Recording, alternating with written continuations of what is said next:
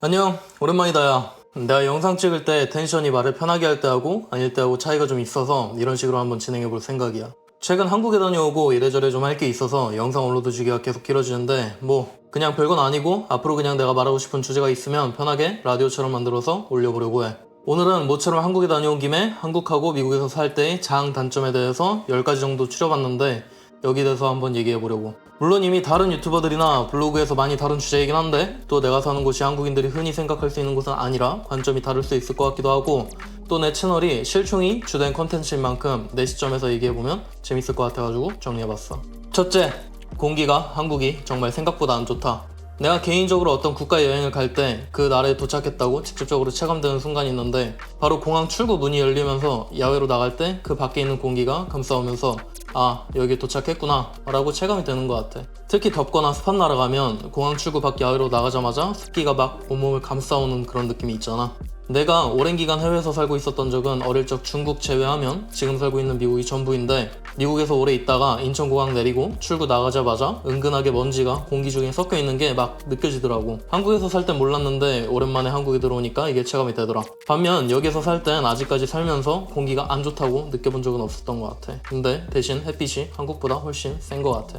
한국은 햇빛이 아무리 세도 운전할 때 선글라스 안 끼고 운전을 못할 정도는 아닌데 여기는 그냥 눈뽕이 찍발로 오더라고. 그만큼 햇빛을 방해할 만한 먼지나 입자 같은 것들이 훨씬 더 적다는 뜻이겠지. 둘째, 한국이 전체적으로 주변 풍경의 색채가 흐리다는 느낌을 강하게 받았다. 아무래도 내가 한국에 도착했을 때가 한겨울이고 구름도 많이 끼어 있어서 더 그런 감도 있었겠지만 이게 생각보다 사는 데 있어서 영향을 줄 수 있겠다라고 생각이 들더라고. 이게 정말 설명하기 어려운데 햇빛이 없어서 날씨가 흐리게 보이는 거랑은 느낌이 많이 다른 것 같아.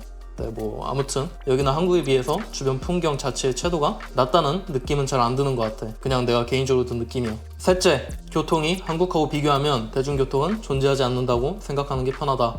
워낙 유명하지. 물론 뉴욕, LA 이런 데에서 생활하거나 생활 반경 자체가 좁아도 문제없는 사람들은 크게 문제될 게 없겠지만 그게 아니라면 차가 없다 이퀄 다리가 없다 인 것 같아. 당장 내가 한국에 살 땐 뭐가 필요해서 앞 편의점으로 나가거나 근처로 뭘 사러 나간다 하면 그냥 쓰레빠 질질 끌면서 나가면 되잖아. 근데 미국에선 당장 내가 집에서 똥 싸다 휴지 떨어져서 휴지 사려고 근처 마트나 편의점만 가려고 해도 차 없이는 가기 힘든 정도인 것 같아. 물론 작정하고 걸어가면 걸어갈 수 있긴 한데 한국처럼 인도가 잘 깔려있는 것도 아니고 만약 있다 하더라도 중간중간에 인도 자체가 끊겨있는 구간도 정말 많아서 보행자가 걸어다니기에 위험한 것 같아. 하지만 내 생각엔 이게 단점이지만 장점일 수도 있는 게 차 사용이 거의 반강제되다 보니까 차만 있고 어디 가는 거 좋아하면 맘만 먹고 당일치기로 어디 다녀오는 게 어려운 일은 아니고 취미 범위도 훨씬 더 다양해질 수 있으니까 꼭 나쁜 점이라고 볼 수는 없는 것 같아. 넷째, 다양하고 좋은 퀄리티의 음식을 합리적이고 편하게 먹을 수 있는 곳은 한국밖에 없다. 물론 여기에서도 맛있는 음식 찾으려면 충분히 찾을 수 있지만 그래도 한국에서 오늘 한식, 양식, 중식, 일식 뭐 먹을까 하면서 고민하고 쉽게 선택해서 찾아 먹을 수 있다는 것 자체가 여기에선 쉬운 게 아니야. 또 어디 레스토랑을 가서 음식을 사 먹는 것 자체가 가격대가 어느 정도 있기도 하고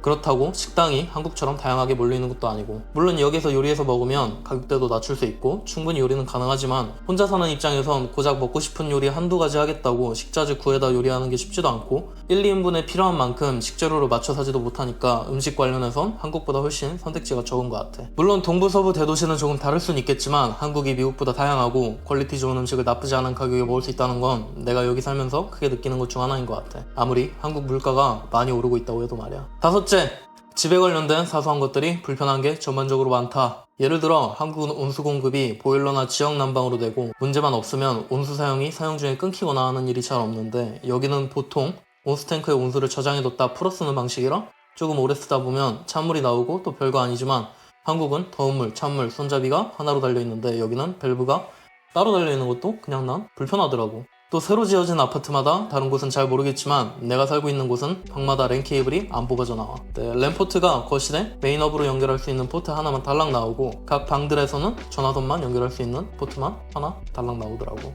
그래서 한 30m짜리 랜 케이블 사다가 거실에서 방 쪽 벽에 붙여가면서 PC에 연결시켰는데 이런 짜잘한 것들이 여러모로 미국에서 생활할 때 불편한 점들 중 하나인 것 같아. 여섯째, 행정 시스템이 그지 같다. 원래 한국 행정 시스템이 빠른 걸로 유명하긴 하지만 전체적으로 여기서 무슨 행정 처리나 관련된 걸 하려면 좀 불편한 점이 많은 것 같아. 그냥 생각나는 일 중 하나가 길목에 차들이 주차되어 있고 따로 코인 넣는 곳도 없길래 주차를 해놨더니 파킹 티켓이 나와서 와이퍼 사이에 껴져 있더라고. 뭐 어쩔 수 없이 한숨 한번 쉬고 티켓 챙겨서 벌금 내려고 티켓 뒤에 써져 있는 웹사이트로 들어가서 조회를 해보니까 조회가 안 되더라. 뒤에 써져 있는 관공서 연락처는 전화가 안 되고.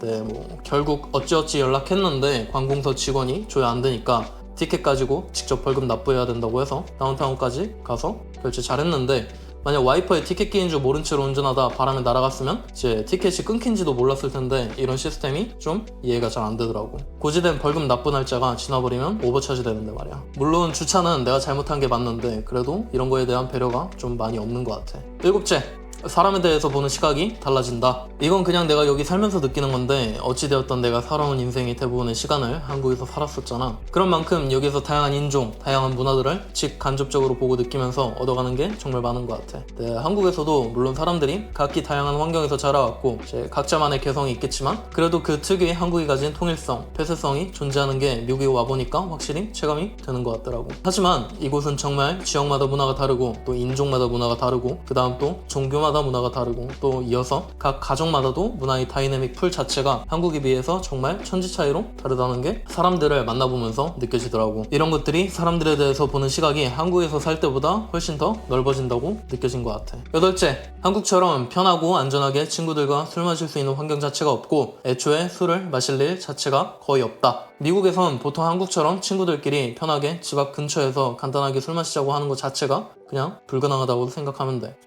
네, 뭐 물론 이것도 지역마다 편차가 있겠지만 아까 말했던 것처럼 집이 아니라 어디 근처 술 마실 만한 데로 가려고 하면 무조건 차를 끌고 가야 되는데, 그러면 사실상 운전자는 술을 아예 안 마시거나 음주운전을 하겠다는 생각으로 차를 끌고 가야 되니까 특별한 상황이 아니면 미국에서는 술 자체를 막 잘 안 마시게 되는 것 같아. 또 음주 자체에 관한 관행이나 문화나 이제 사람들 인식이나 이런 것들이 생각보다 한국에 비해서 정말 보수적이기도 하고. 네, 하지만 반대로 생각하면 한국에서 친구들이랑 술 좀 마신다 하면 술값으로 돈이 크게 빠져나갈 일이 정말 많은데 여기선 그럴 일이 많이 없고, 나도 혼술을 잘 안 하는 편이라서 건강상으로 봤을 때 아니면 뭐 취미 이런 데도 돈 쓸 때 많으니까 네, 이런 것들에 대해서 이점이라면 이점일 수도 있는 것 같아. 9째, 내가 앞전 영상에서도 언급한 치안. 여기 세인트루이스가 나무 위키에도 쳐보면 바로 나오지만 치안이 미국 내에서도 순위권을 달릴 정도로 치안이 정말 안 좋은 동네 중 하나야. 네, 뭐 물론 안전한 곳만 다니면 되고 그래도 간혹 내 집 앞에 빨래방에 빨래 돌리고 가져오는 거 까먹고 새벽에 가져온다거나 할 때 막 나가면 그 밤의 분위기가 한국하고는 완전히 다른 것 같아. 네, 그렇다고 당연히 무슨 영화처럼 해 꺼진 상태에서 밖에 나가면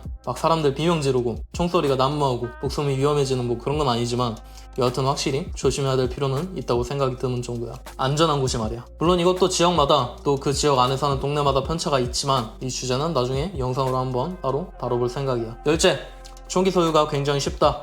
네, 당연히 내가 총기 관련 영상을 만들고 있는 만큼 이 얘기가 빠질 수 없겠지. 총이나 사격 좋아하는 사람들 입장에서는 미국이 총기 소유나 규제에 있어서 가장 자유로운 대표적인 국가잖아. 이제 나도 지금 온전히 내 명의로 총기 소유가 가능하니까 카메라 앞에서 총을 이렇게 꺼내 보일 수가 있는 거고, 이건 뭐 사격에 취미가 있냐 없냐에 따라 달라지겠지만 원래 한국에 있을 때부터 이런 것들을 좋아했던 내 입장에선 미국의 가장 매력적인 부분 중 하나인 것 같아. 네, 물론 방금 말한 치안에 관련된 부분이나 총기 관련된 이슈도 부정할 순 없지만 말이야. 간단하게 내 입장에서 미국 생활에 대해 이야기해봤는데 어때? 재밌었어? 혹시 궁금한 거나 재미있는 아이디어가 있으면 댓글 달아주면 항상 모니터링하고 있으니까 나도 볼 때마다 바로 답해줄게. 봐줘서 고마워. 다음 영상에서 보자.